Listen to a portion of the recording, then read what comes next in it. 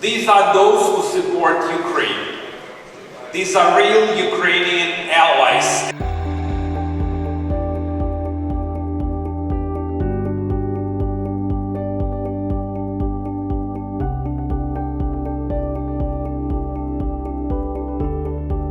This is Bogdan Nahailo, the chief editor of the Kyiv Post, reporting from the opening of the Kyiv Security Forum, which opened this morning in the Ukrainian capital. There were alerts and sirens going off during the night, and right now we're having to evacuate the main hall because of an air raid siren. But it's been a very fruitful, interesting morning with top officials from NATO, top officials from many countries that are allies of Ukraine, and Ukrainian officials themselves participating. A very good atmosphere, very positive. The emphasis, of course, on the need to speed up support for Ukraine and for Ukraine to get its own act together with getting the mobilization bill through Parliament as soon as possible. We'll update you in due course.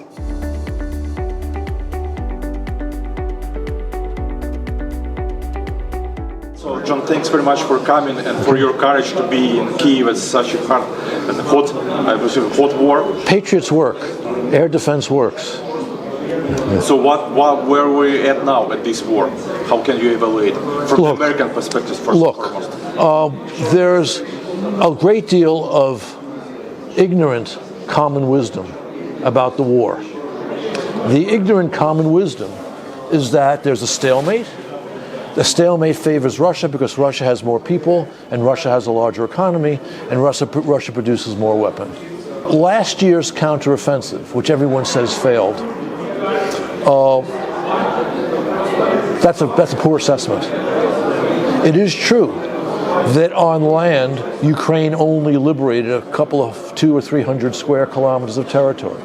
Because the reason why Ukraine did not take back more land is because Washington was too intimidated by Moscow's nuclear threats to send Ukraine the weapons we would demand, our soldiers would demand, if they had to take back land in the circumstances Ukraine's military found.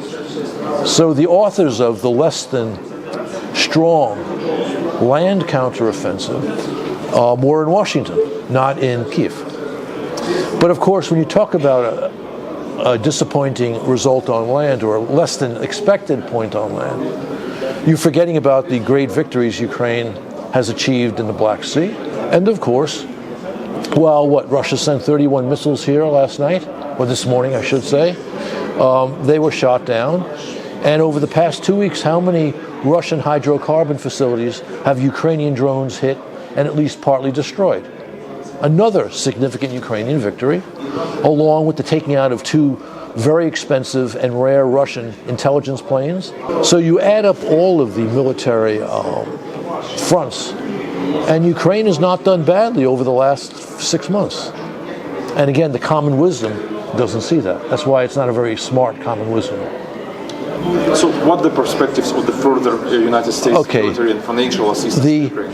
The short answer is, I believe that in 2+ months, so it could be 2 months, it could be 3, it could be 4, we will pass a significant aid package, which will be less than $60 billion, more than $40 billion, and there are many details which explain that expectation. If you want, I can talk about that.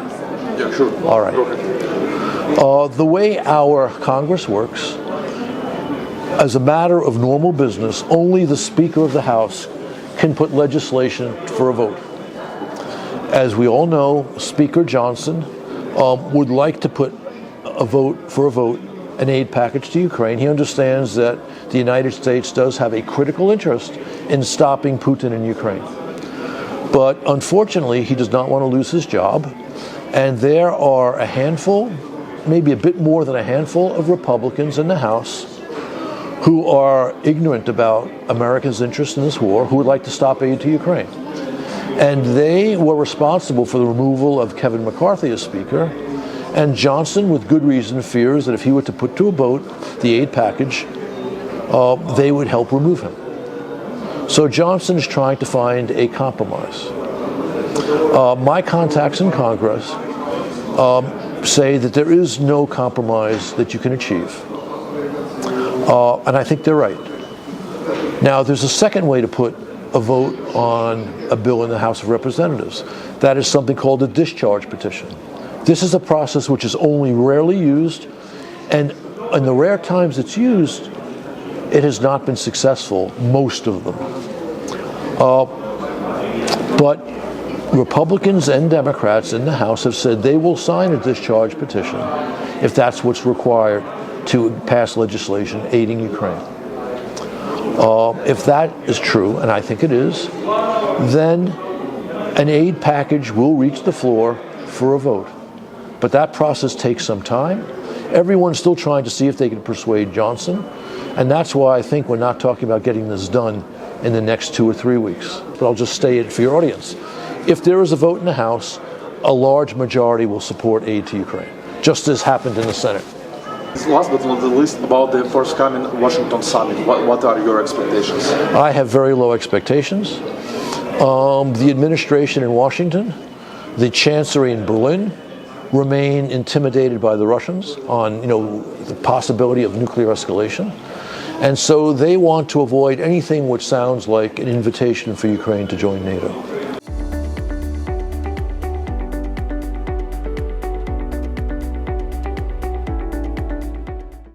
James, so the first and foremost, can you describe about the current situation in Ukraine, where we are now at this war? My own fear is that this impasse will not be overcome before the presidential election, and if Trump wins the presidential election, it's anybody's guess what he will do, because he is profoundly unpredictable, except to himself. Maybe even to himself. Despite the fact, from my perspective, the situation on the front line is not only hard, but it's very demoralizing. For soldiers and fighters, their mood is very bleak and very dark. The Russians still lose about 1,000 people a day.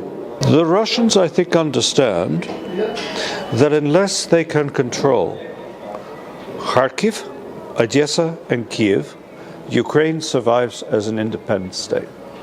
Because these are centers of economic, political, and historical importance. And as long as Ukraine is able to control them, Ukrainian statehood survives. And if Russia wants to crush Ukrainian statehood, I think it has to control all 3 of these cities. Everyone in Ukraine understands they want to destroy Ukrainian statehood, and they want to destroy the Ukrainian nation. Can you comment, please, on the speculation that some NATO countries, particularly Macron's statement that they are ready to send their troops on the ground in Ukraine? Do you really believe in such a scenario, or those are just speculations? I can't afford to believe in it. It's a wonderful statement of vision and moral commitment. It's not backed up by anything.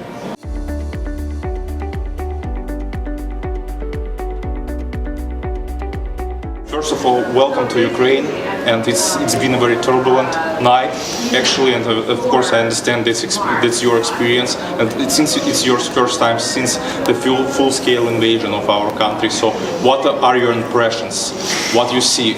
My impressions are that the Ukrainians, the inhabitants, the people who live in Kyiv, remind me of stories of the people who lived in London during the German Blitz in 1940. That is, they are behaving with courage and calm in the face of bombing and aggression from the Russians. People go to the air raid shelters, they don't panic, they come out, they resume their lives. That's impressive. Courage under fire. And the Ukrainians probably don't realize how impressive that is. The people in Kyiv are tough. and they're fighting for their lives. They understand perfectly well what the stakes are. That is impressive. You are not only distinguished fellow, but you also are involved in the sanction process against Russia. So what's your basic evaluation, where we are at now with the sanctions against Russia? Well, the good news is the sanctions have an impact. They hurt the Russian economy. The bad news is not enough. Sanctions are not going to be enough to save Ukraine. We need to provide Ukraine with the weapons it needs to defend itself. So sanctions are an essential part of our free world strategy to put pressure on Putin's aggressive Russia. But they're not going to save Ukraine right now. We have to help Ukraine get the weapons. Given the many experts, especially economists, on the West, they predicted that if Putin's regime invade Ukraine, so their economy will collapse like almost immediately. Well, I never made that prediction. So how their economy and how their resilience towards sanctions strong is? So for how we see that the Russian economy has become militarized. That is, they're devoting more and more of their economy to wartime production. What that means is that there will be greater and greater pressure on the civilian economy. And you will see a deterioration of the Russian economy. But that doesn't help Ukraine today or next year. So we have to do more. We also can increase sanctions, there's no question. I think that the last set of U.S. sanctions that came out in February on the 2-year anniversary of the war were not strong enough. They could have been stronger. And this is the opinion of my colleagues who work on sanctions, who worked on sanctions in the U.S. government and are now outside of government. There's a short question about this 300 billion of the frozen assets. Use it for Ukraine. So you see it's possible, it's on the way, so where we stand now? Okay, there is a legal way to do this. It's not easy, but it is legally possible. It's called the doctrine of countermeasures, where in response to a country's illegal actions, it is possible to respond with actions that are themselves of questionable legality, but if you're doing it in response to an illegal act, it's okay. I prefer just to use the money for Ukraine. Just take it and use it for Ukraine.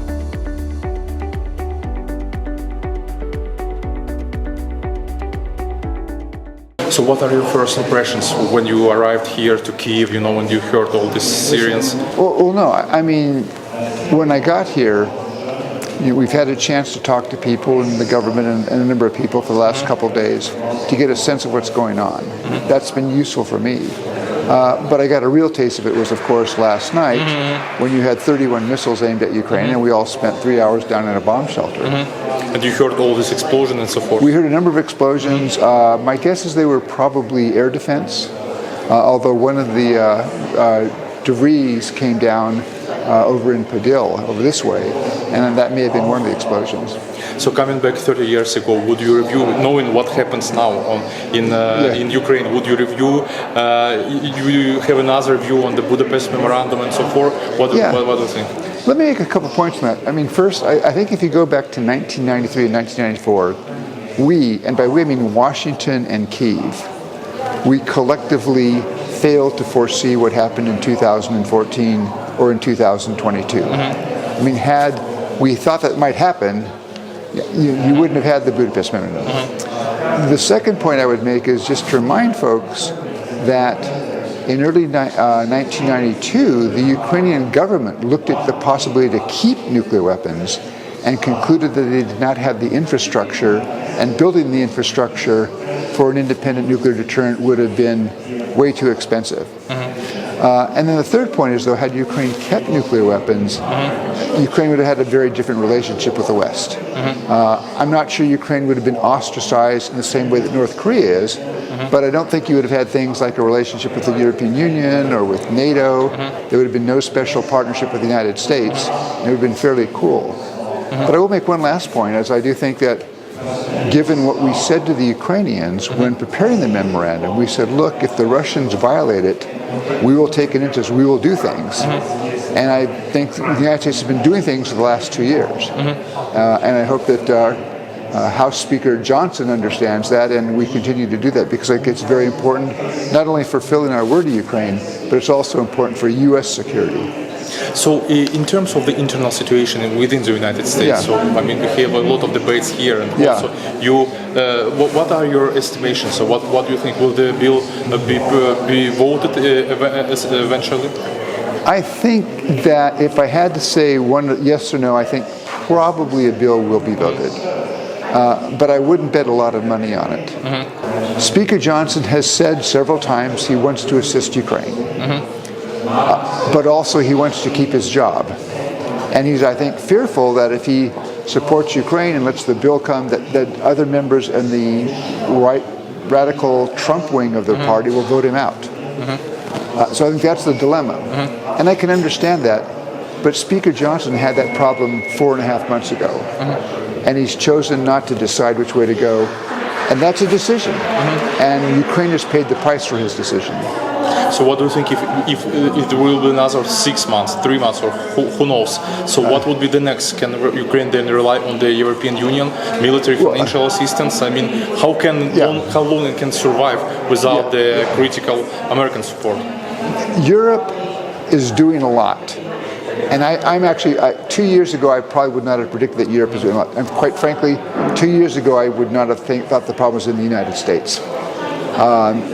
The problem I think Europe has right now is that while they may have the money, they don't have the capacity. So they don't have the capacity to produce, 2 million artillery shells a year. They need the United States for that, which is why we should be there.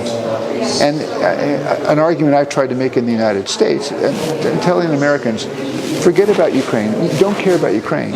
But here's what you ought to be thinking about. If Vladimir Putin wins in Ukraine, he's going to be emboldened. And who's to say that he doesn't go after, say, the Baltic states, and then we have a security guarantee to those. We'll find ourselves in a war with Russia. It's going to be a much more dangerous world for Americans if Putin. Now, people say Putin would never attack Estonia. And I say, look, most people 5 years ago, including me, would have probably said Putin would never launch a major invasion of Ukraine, which he did. So I don't want to underestimate Mr. Putin's ambitions. Also, the last question is about how you evaluate our representation in the United States. So how our government, how President Zelensky is doing. So is the Ukrainian topic is at the top, or is there any Ukraine fatigue maybe particularly in the United States, like your perception? It's interesting. I mean, polls consistently show strong support. 60 to 70% of Americans say they support assistance to Ukraine. And that number goes up and down a little bit, but that stayed pretty consistent for 2 years. The number tends to go up a bit when the perception is that Ukraine's winning. If it's seen as a stalemate, the perception goes down a little bit, or the percentage goes down. The surprise to me is it's very, very partisan. So if you look at the Democratic Party, it's way support for Ukraine. The Republicans, it's much lower. I would not have predicted that 10 years ago. But in general, I think there's I think probably a year ago in the United States, people were too optimistic about the counteroffensive. Now they may be a bit too pessimistic. So there's this narrative that seems to be gaining traction in the United States that Ukraine is now losing. My answer is, if you look at what I think is the basic metric of victory, is how much territory of Ukraine does Russia control?